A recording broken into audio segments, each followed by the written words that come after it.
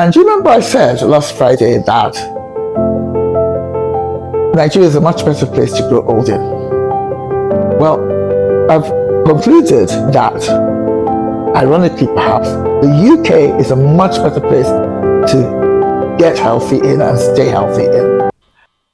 Welcome to Donu'S Week, which is about what I've been up to for the past 7 days, the people I've interacted with, the places I've been to, the things I've done and not done, and the thoughts I've had. So hi, thank God it's Friday. I'm so tired. Really looking forward to winding down over the weekend. Anyway, let me tell you about my week. Now, you know I shuttle between the UK and Nigeria. Well, I just got back from a 2-week trip to London. And do you remember I said last Friday that Nigeria is a much better place to grow old in? Well, I've concluded that, ironically perhaps, the UK is a much better place to get healthy in and stay healthy in. So why do I say this? Because here in Nigeria we have so much help, so many young people running around doing things for us. I mean, honestly, Nigerian women can literally sit in one place and ask someone to get them a bottle of water or a Coke that's just a few yards away. This does not happen in London because domestic help is not available in England unless you're extremely rich. And I mean, most of my friends in the UK do have help with cleaning. They've got a lady who comes in and irons and cleans, but that's just like once or twice a week. Here, it's 24/7 round-the-clock support in your home, which means that basically you do nothing a lot of the time. And you know, this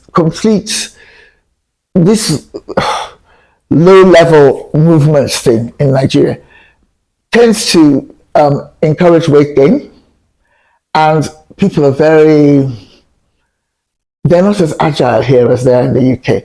In the UK, people who are quite elderly jump on and off buses, climb up and down stairs at railway stations. Here, people, even young ones, often do nothing except step out of their houses into chauffeur-driven cars and then step back into their houses into a whole load of support from domestic stuff. So, long story short, I'm coming back from the UK quite a lot healthier and more agile than I was when I left 2 weeks ago. Because I had to do everything myself. Every cup of coffee, you have to get up and make it yourself. Every meal, you have to prepare yourself. You have to stack the dishwasher yourself. You have to unstack the dishwasher yourself. There's so much you have to do for yourself in London. And again, because public transport, because you have to be pretty rich to have a car and a driver in the UK, which is not the case in Nigeria. Here, lots of people who are not rich have cars and drivers. So again, you know, in London, not only are cars and drivers, for only very wealthy people, taxis are also extremely expensive. So you have to walk up and down. You have to use public transport, which means a lot more movement. So I've come back, a bit fitter, a bit lighter than I was when I left Nigeria 2 weeks ago. And I think, honestly, the challenge for me is to continue that level of activity while I'm here, even though I have help. So it's something I want you to hold me to account on. Because one of the things about Donu'S Week or any of the YouTube programs I do is that I want feedback. I regard people who can be bothered to listen to me as kind of friends. And I'd love to hear what you think, even if you don't agree with me. Of course, there's some people who hate my guts. So there are also some enemies out there who watch this channel. But mostly, it's people who are quite warm and appreciative. So constructive criticism, always welcome. Keep reminding me that I'm supposed to move more now that I'm back in Nigeria. Then what else happened this week? Well, I went to an Africa summit at the London School of Economics, which is part of London University. And there were 3 marvelous speakers, Professor Kingsley Moghalu, the Zambian High Commissioner to the United Kingdom, a very, very smart lady called Dr. Mackenzie, and Dr. Uche Igwe, who's a personal friend of mine, and they all said really inspiring things about Africa, and encouraging Africans who live abroad in the diaspora to come back and contribute to the growth of the continent, and also to escape from countries like America, which are run by people who basically, like Trump or that person in Austria, who basically don't really like black or brown people. So, why not come back to where you're not a second-class citizen? That was the theme of that's what some of the people at the summit the point they were making, and it was really inspiring. And then shortly before I left London, I went out to the Glorious Academy Club, which is a club for creative people, artists, writers, poets, you name it, with Patrick Smith and Martine Dennis, two old, wonderful friends with whom I do a fortnightly podcast called Africa Here and Now, which you must tune in if you've never listened to it. It's not bad at all, if I say so myself. We had a great night, great food, lots of drink, lots of interesting conversation. I miss you guys so much, because even though we work together every 2 weeks, I'm here and they're there. So, it was so nice to connect physically. Okay, so did lots of shopping, not much because I, don't have much money at the moment.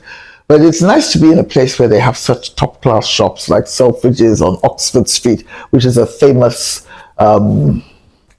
very famous retail outlet, department store. And I did something crazy. I came back with 5 liters of extra virgin olive oil from Spain and Italy, because there's a shortage of decent olive oil in Abuja.